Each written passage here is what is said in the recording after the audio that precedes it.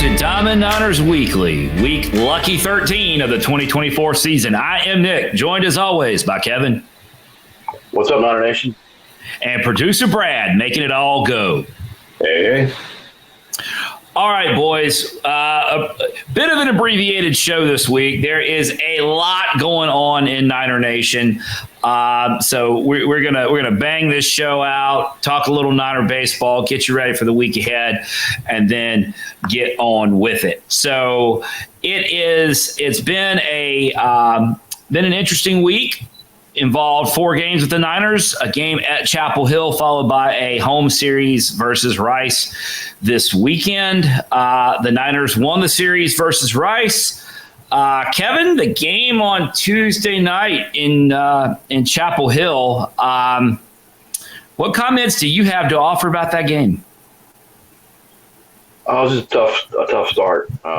It's hard to overcome when you have a first inning like that. But other than that first inning, kind of like similar to the Campbell game. Other than that first inning, we did all right. But it's tough to overcome when you have get into a hole like that, especially on the road against the top 10 team in the country.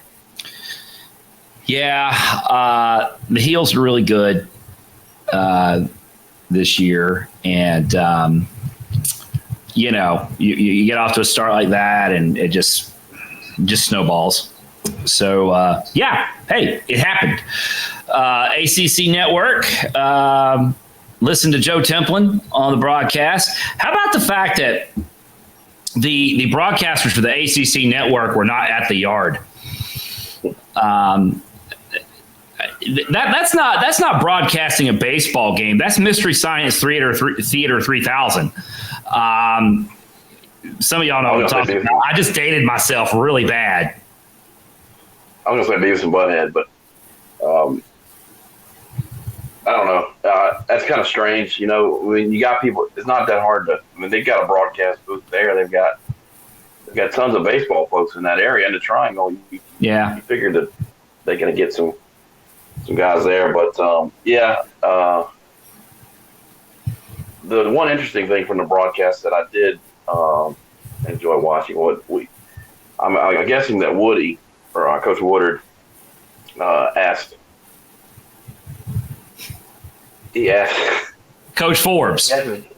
He asked his buddy, his good friend, Coach Forbes, to be at his wedding before the game, and they talked about that a little bit on the air, talked about Ashley and Coach Woodard, their upcoming wedding in the off season. So that was pretty cool to talk about, see that on ESPN, and so we got all the wedding planning done. I mean it's hey, that's important. Yeah, and it is odd that they didn't have anybody there. Yet another reason to listen to Joe Templin. He's actually at the Yard. Yeah, and actually at the game. Imagine that. And he knows what's going on with our team. Yeah. Producer Brad, were you a Mystery Science Theater 3000 guy? I think I watched an episode or two, but I don't necessarily think that you're dating yourself, because I think that they rebooted it. Did they reboot that? But we're talking. It still would have been like.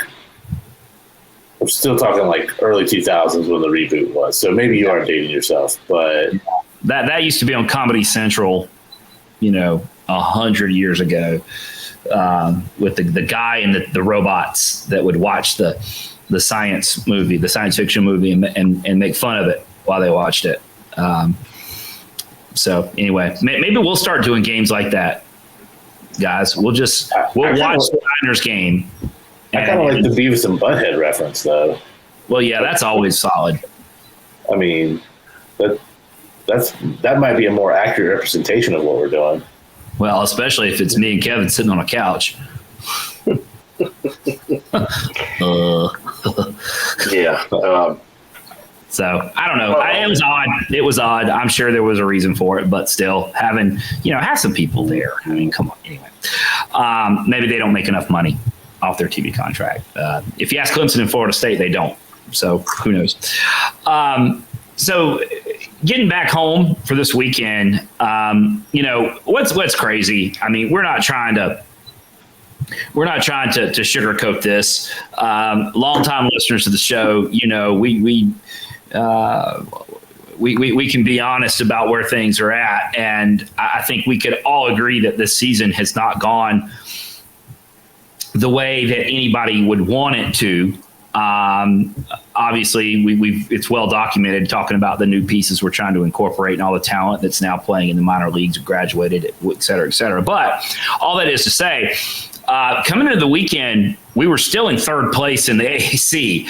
And after a series win against Rice, we're still in third place in the AAC standings, 2 games behind San Antonio for second place. So with 2 series left, we're still not out of it for second place in the AAC standings. Which, by the way, I hear this said a lot. Weren't we picked to finish second? Well, yeah, the league coaches picked us to finish second, and here we are with 6 games left, and we're 2 games out of second. You got a chance, Kevin. That's right. Hey, 2 games out of second. There's a big pack of teams within 2 to 3 games of us, third all the way to 9th. So, third place and 9th place is separated by 3 games. So there's a lot to be left to play for in the conference. But back to Rice, coming into the weekend, Rice had come off, and Rice had just beat UAB in a series. Mm-hmm. At home, and then they swept South Florida, and they're having all kinds of problems. We'll talk about them later, maybe. And then they went and they pretty much knocked UTSA out of the chance to win the conference regular season championship. They took 2 out of 3 at Wrecking Park from UTSA, so they were coming in pretty hot as far as conference play goes.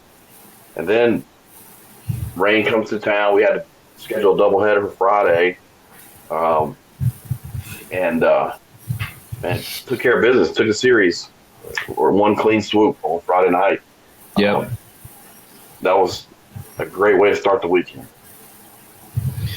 Yeah, and what we got was another solid start from Cole Reynolds, followed by 3 innings from AJ and then 2 from Tony.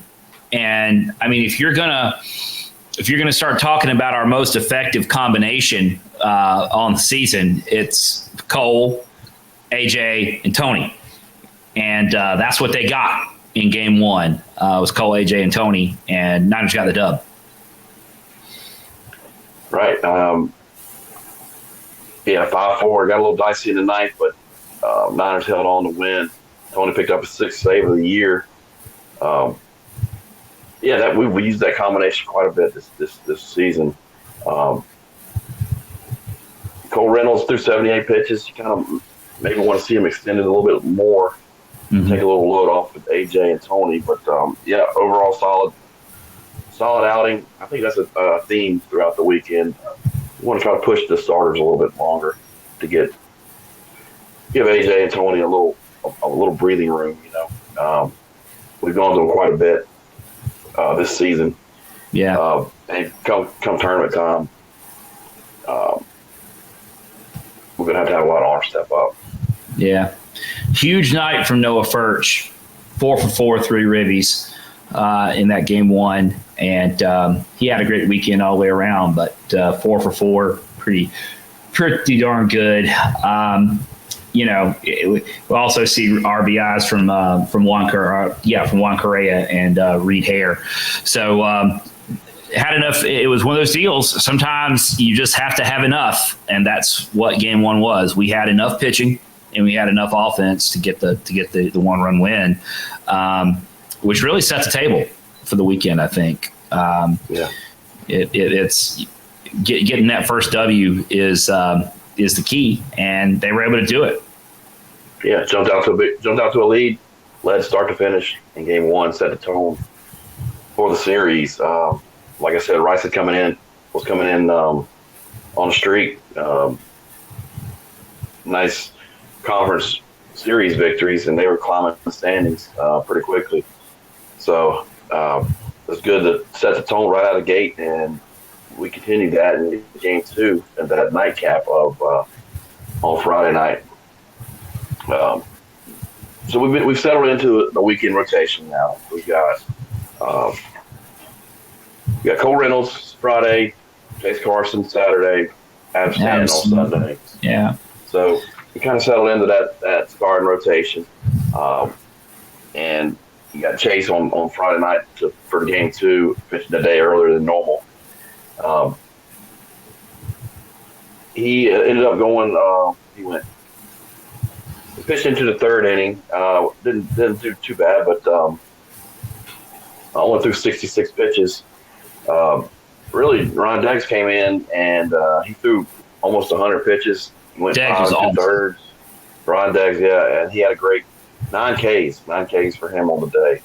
So it was good to see that, like, out of the bullpen after you've already used AJ and Tony in game 1.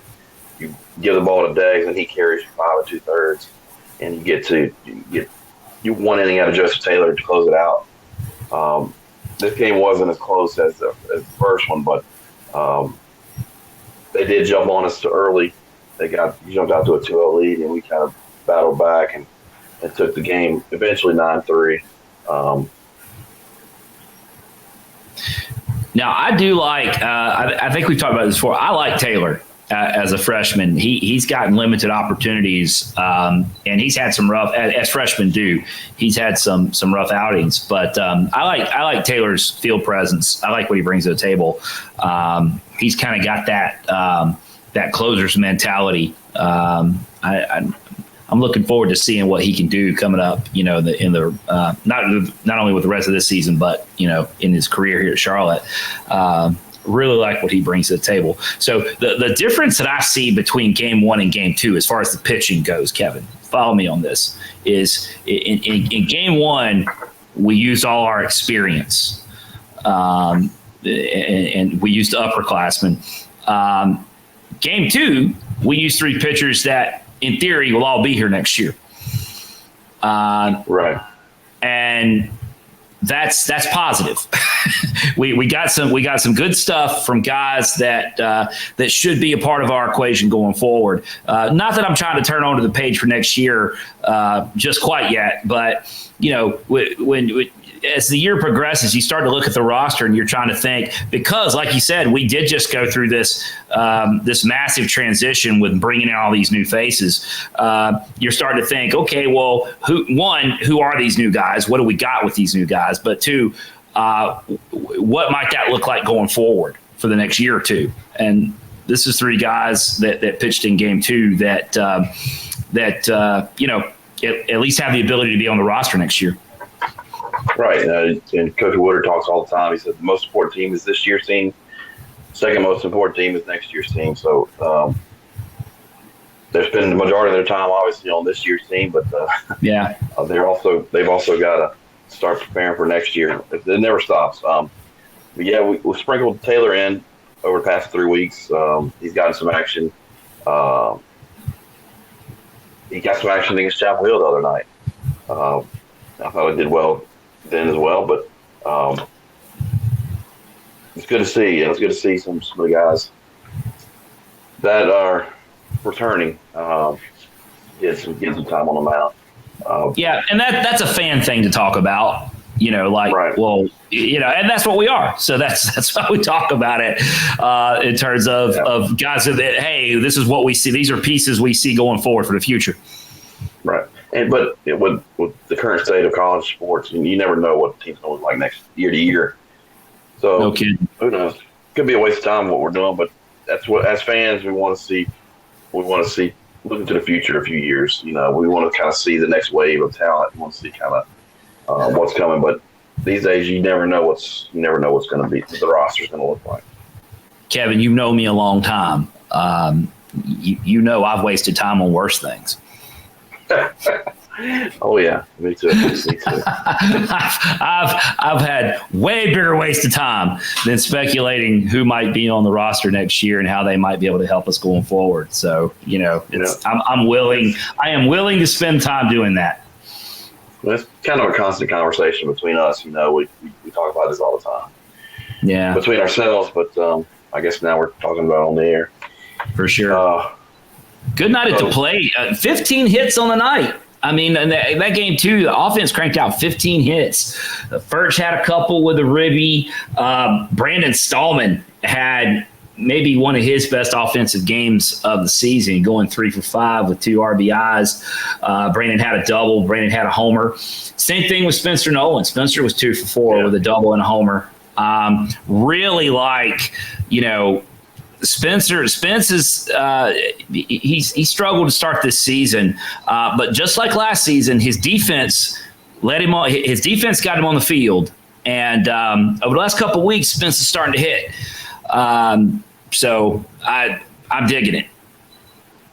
Yeah, double and a homer from Spencer Nolan, and to be totally transparent, we were watching this game from right field at the Sioux on my phone.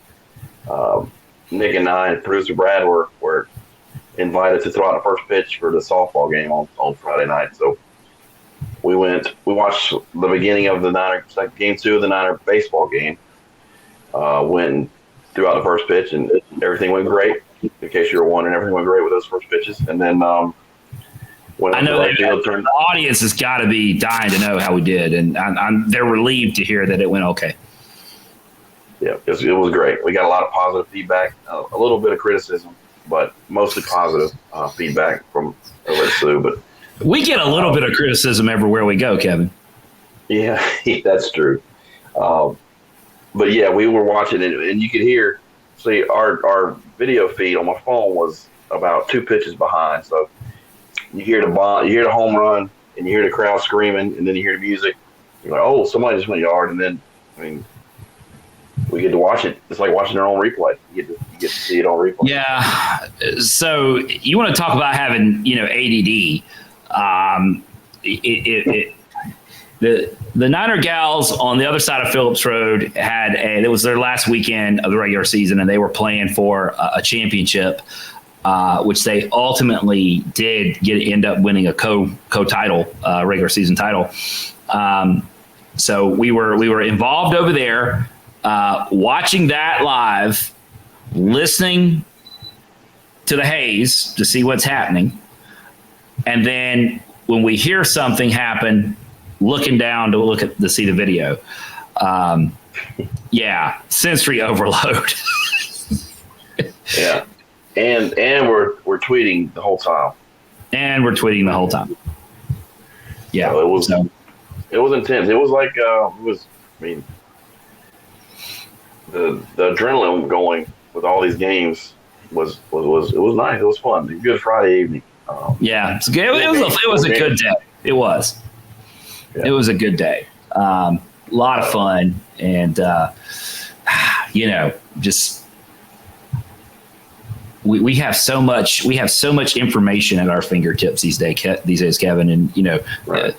Even 10 years ago that wouldn't have been possible to do, but it's amazing where we're at now. Less than that. I mean, you forget we had Conference USA TV not that long ago. I mean, yeah.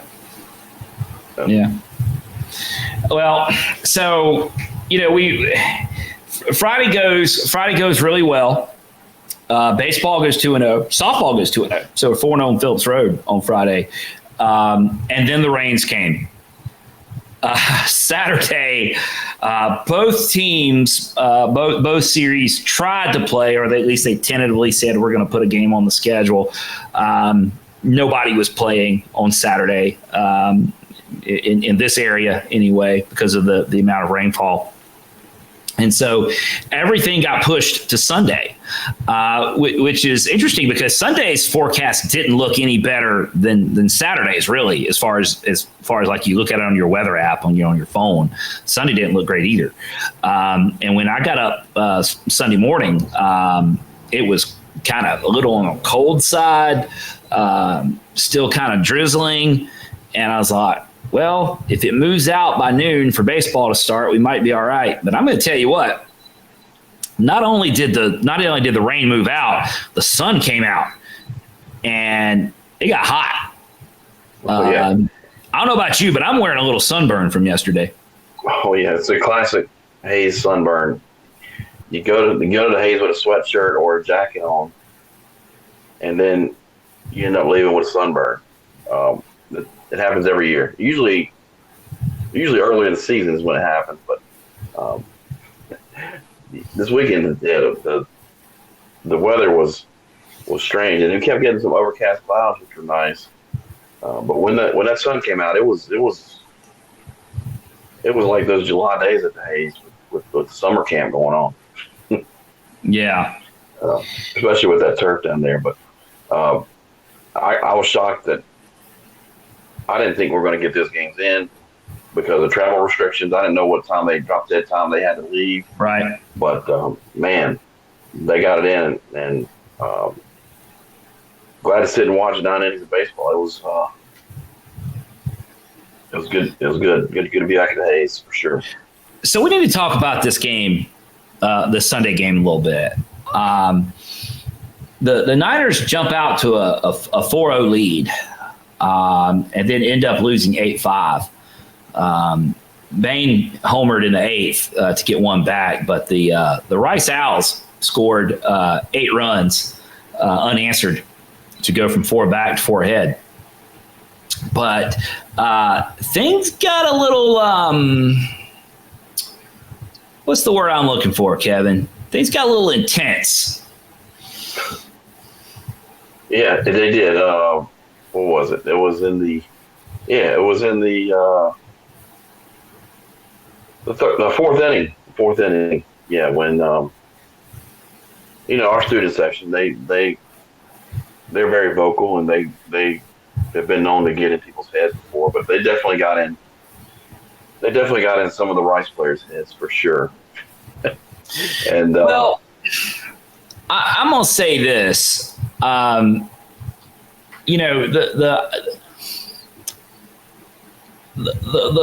Rice dugout was pretty chirpy on Friday to start the series. Rice's dugout was a little chirpy, starting with trying to mess with Cole, and Cole didn't care. In fact, their dugout chirped themselves all the way to 2 L's and a series loss on Friday. But Sunday was a little different because there were more Rice visitors in the stands, and apparently they don't know how to read box scores or something like that, because they showed up as if they had won 2 games and just kind of started running their mouths right away. And our student section, now I'm going to say this, it's finals week. And so we've had better student crowds. Okay. We've had better crowds, period, this year. But the students that were there, if you can, and I have never, Kevin, you and I have been visitors in lots of venues, baseball, basketball, football, now softball. As a visitor, I don't ever come into gate running my mouth. I'm a visitor, but when you come in running your mouth,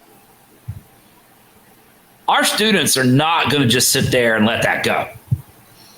And they didn't. Right. It was like the 2 L's didn't affect them at all, that they had just taken on Friday. I don't understand, but anyway, I'm assuming they were parents and family friends that were cheering on their loved one, and they took things personally, I believe. But well, I have some bad news for them. I actually have a theory about this because we saw it on both sides of Phillips Road this weekend. The North Texas softball parents didn't know how to take because there were a lot of students over there as well. The gold mine was well represented on Phillips Road this weekend. Shout out to those guys and gals. And I think, Kevin, see if you like my theory here. I think the teams that aren't used to playing in front of home crowds have a hard time going on the road and playing in front of hostile crowds, a road crowd, because they're used to playing in front of crickets. And I think that's true at North Texas for their softball program, and I think that's true at Reckling Park. I think there's some truth to that, but I also think that some people are good at dishing it out and not being able to take it when the shoe's on another foot. Well, are you ready for the really bad news, Kevin? Go for it. In 2 weeks, those people that couldn't take some chirping from the Charlotte Gold Mine are going to Clark LeClaire Stadium in Greenville, North Carolina. So if you got your panties, your little Rice Owl panties all in a wad on Sunday, you might want to strap it on. Yeah, it's as we found out this weekend from South Florida, you never know what you're going to get when you go to Greenville, North Carolina. Yeah, South Florida went down there and got food poisoning. Why do I feel like that after the game, the boys in the jungle were offering them up like hot dogs and hamburgers or something like that? Hey, guys, come on over. Let's be friends. Have a hamburger. Yeah. It's awfully pink in the middle. Don't worry about it. Yeah. Who knows? College kids, you know. I had food poisoning a few times when I was in college, but yeah, yours was food poisoning. Yeah, correct. But yeah, you always got to be careful when you go to Greenville. So a warning to the Rice folks: be careful. Yeah, watch out, Rice Owls. Be careful in Greenville in 2 weeks. You may get food poisoning.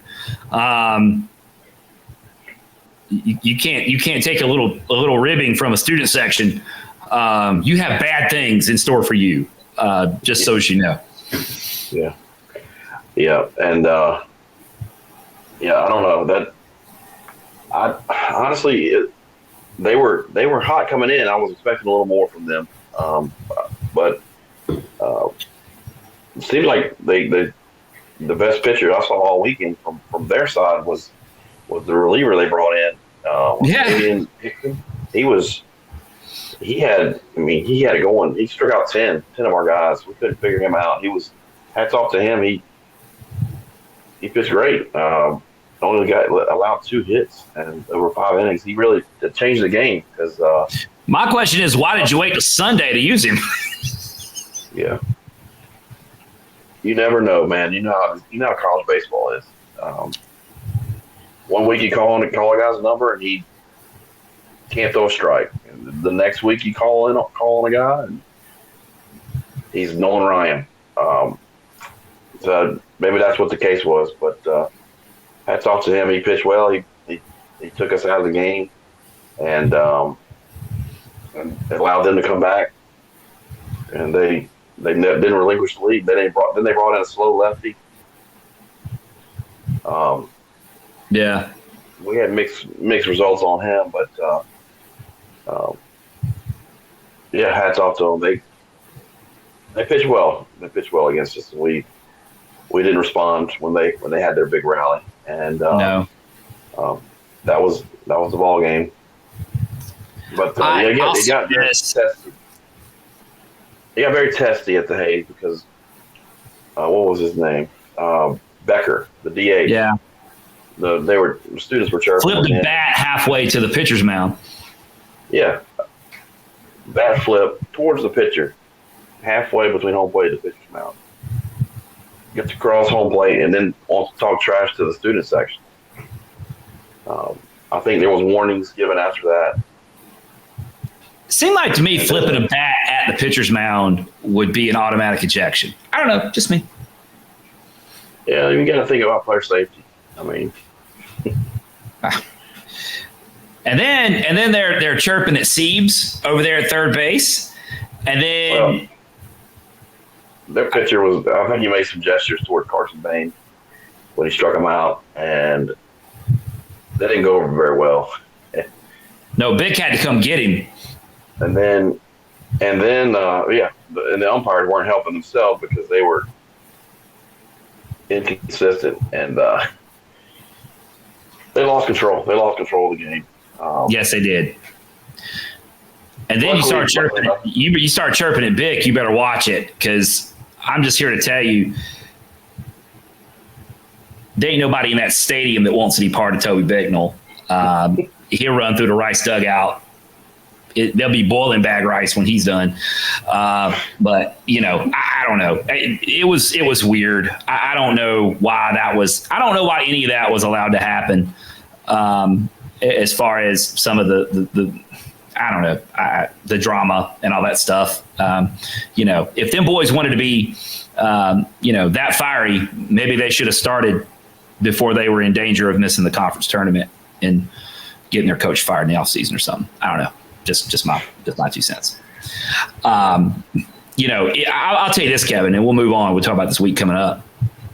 If Mystery Science Theater 3000 didn't date me, this will. I remember when Rice was a really good team. And you're right. They the way they acted Sunday, you would have thought they were the Omaha Owls and back in their heyday. Yeah, it's not 2006, so I don't know. Whatever.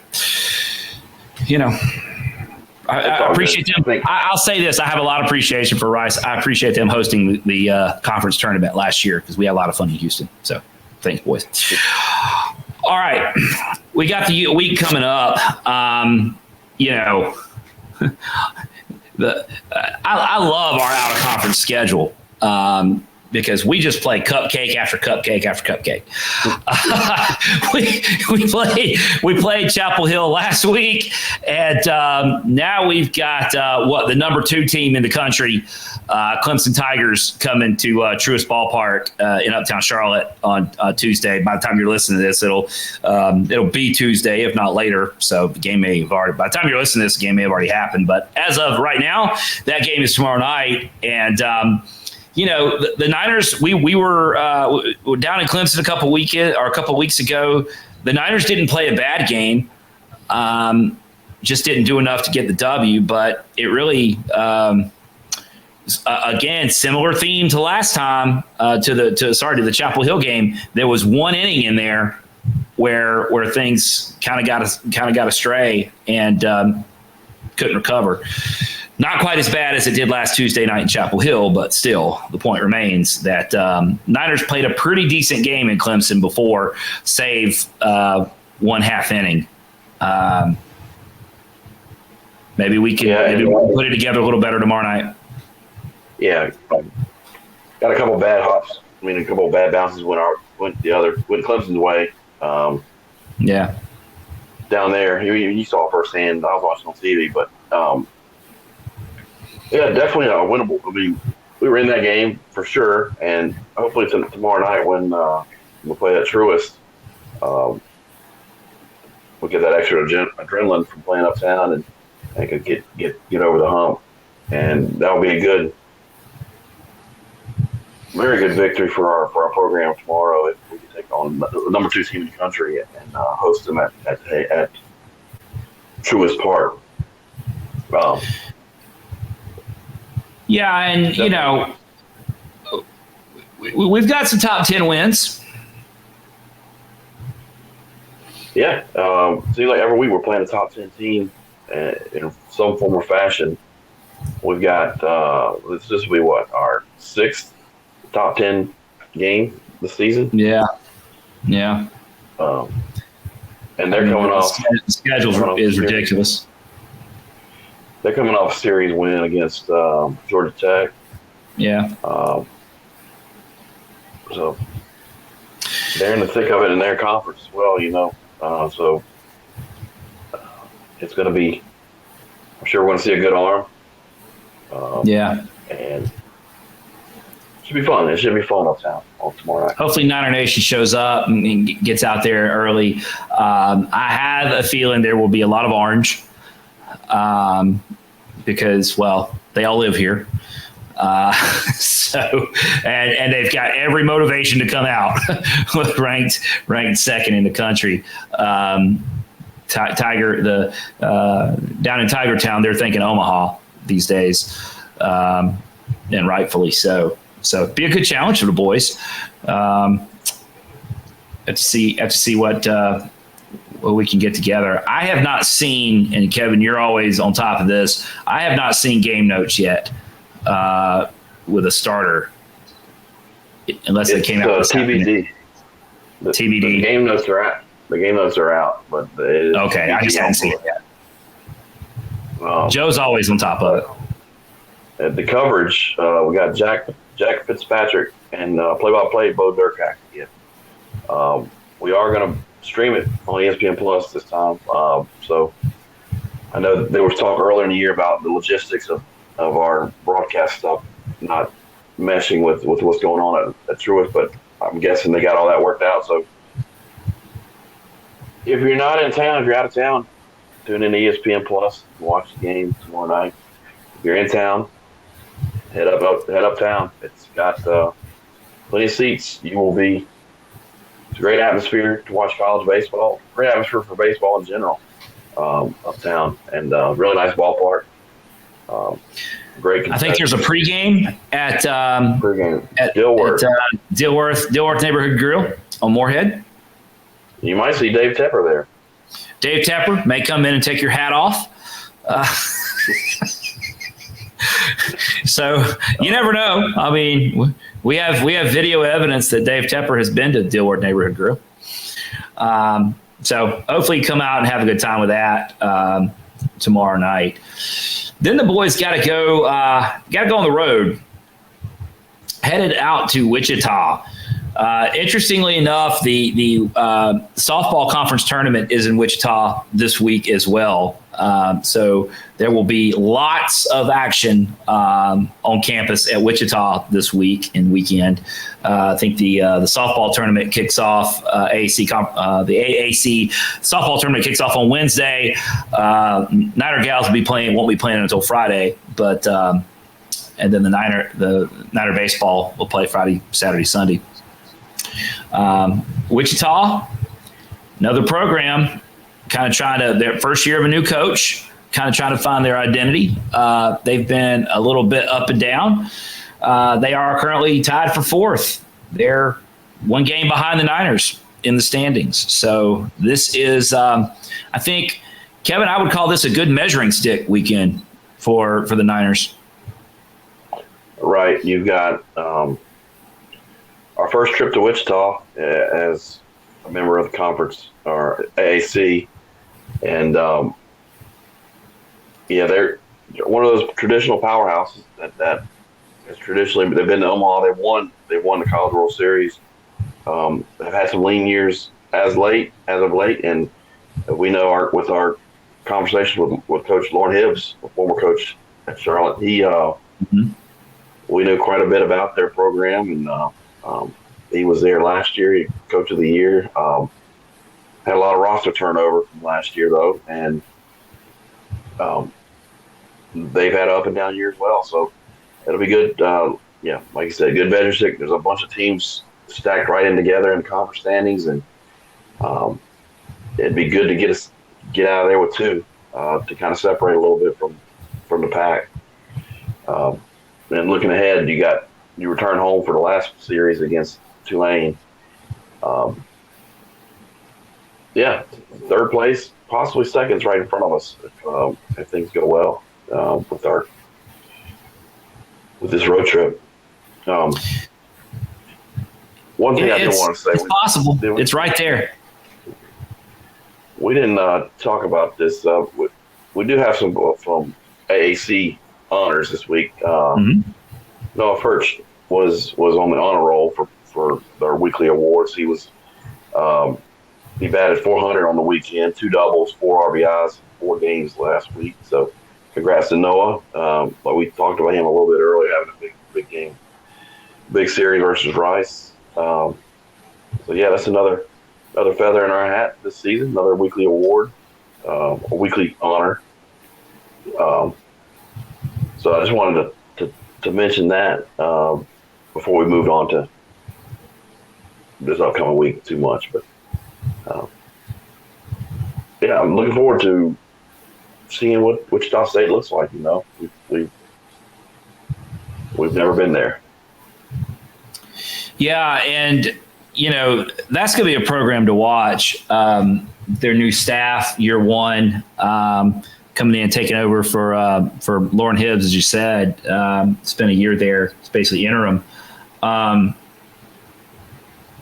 saw a story this week where their former coach, Hall of Famer Gene Stevenson, has basically put a gift in place for their baseball NIL program, $600,000 with $20,000 a year more to come, and up to like $1.2 million or something like that.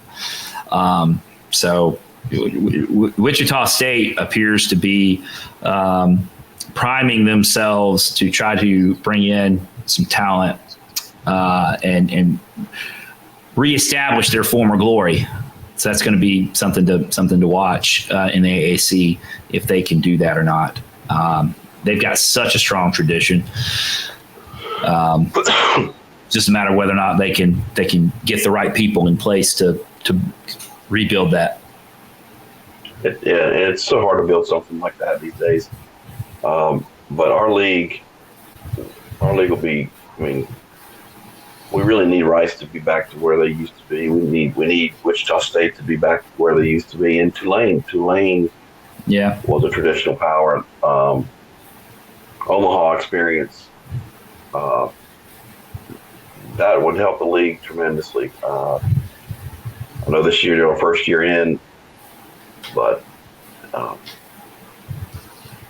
hopefully down the road we'll see those programs return to their old days and bringing the conference up with them. Those are former brand name programs.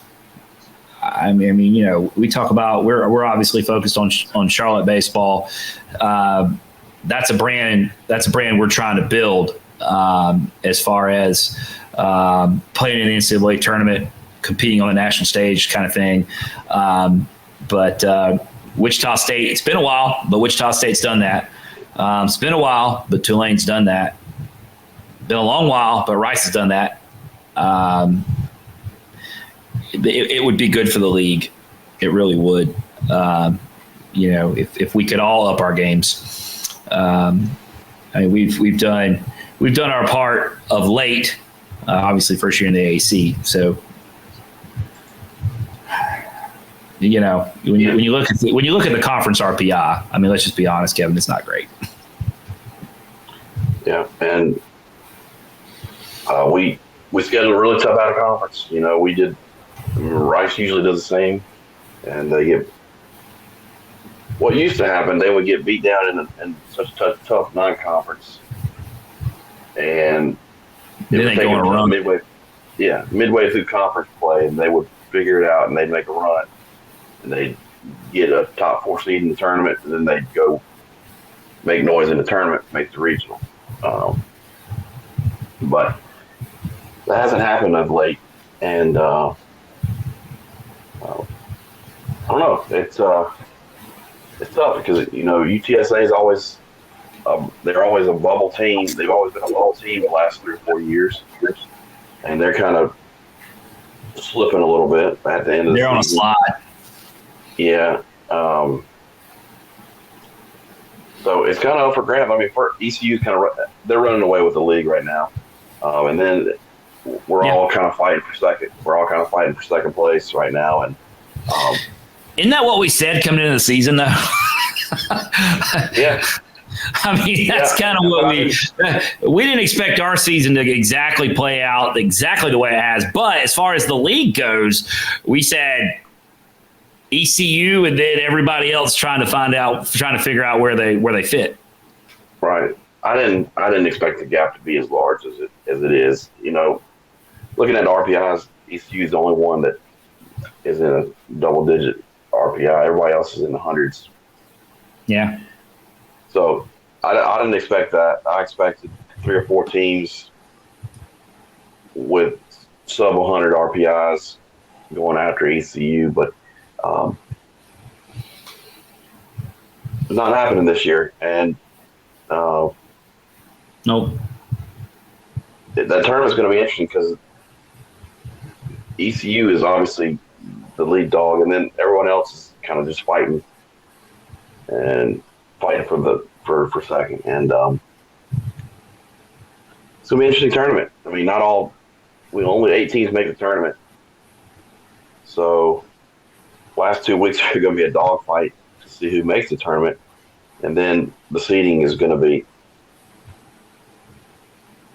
I think a lot of these teams are pretty close to even, to be honest. That tournament down in Clearwater is going to be a dogfight because it's going to be, it's going to be a total rock fight. But hey, I'm here for it. Let's do it. The higher seed we can get, better. So opportunity. Yeah, I mean, we saw that last year. One last thing before we wrap this up tonight. We did get some news today. Jake Cunningham has been on the IL in the Orioles organization. He has been reinstated, and he has been recalled to Delmarva. And as it would happen, Delmarva just so happens to be playing in Kannapolis against the Cannonballers this week. So Tuesday through Sunday, Delmarva at Kannapolis with Jake Cunningham on the roster, hopefully in the lineup. Now that's not going to go great for tomorrow night because we're going downtown to Truist for Niners versus Tigers. But starting Wednesday, let's go. Let's go to K-Town and see if we can see Jake Cunningham, Tool Shed as they call him. Let's see if we can see Jake Cunningham mash some baseballs. Yeah, there's a day game on Wednesday. If you're interested, I'm considering heading up that way. But looking forward to it. I haven't been to a game yet this year at a Cannonballers game yet, but looking forward to getting back to that ballpark again. Yeah, can't wait to see Jake. So if you're in the area, it's a great place to watch a ball game. Go check out the Ballers and see Jake Cunningham this week in Kannapolis. All right, folks. I think that's about it for us. We're going to wrap this thing up and get out of here. Time to watch some Niner baseball this week. Hope to see as many of you as possible at Truist in Uptown Charlotte on Tuesday night. And maybe we'll bump into you in Kannapolis this week as well. Hope to see as many of you out there as possible. So hopefully you've enjoyed this. If you did, think about subscribing to our YouTube channel. Subscribe on Spotify. Subscribe wherever you find us. Turn on notifications to be notified of new content. You can find Diamond Niner Report all over social media, Twitter, Facebook, Instagram. And there's never any telling where we're going to be tweeting from or about because we're all over the place. Both sides of Phillips Road, at Truist, in Kannapolis. Who knows where we'll be the next time you see a tweet from us. So follow us on social. We love hearing from you folks. Reach out. We love interacting with everybody and continuing the discussion. So for Kevin, for producer Brad, this has been Nick saying, see you at the Hayes.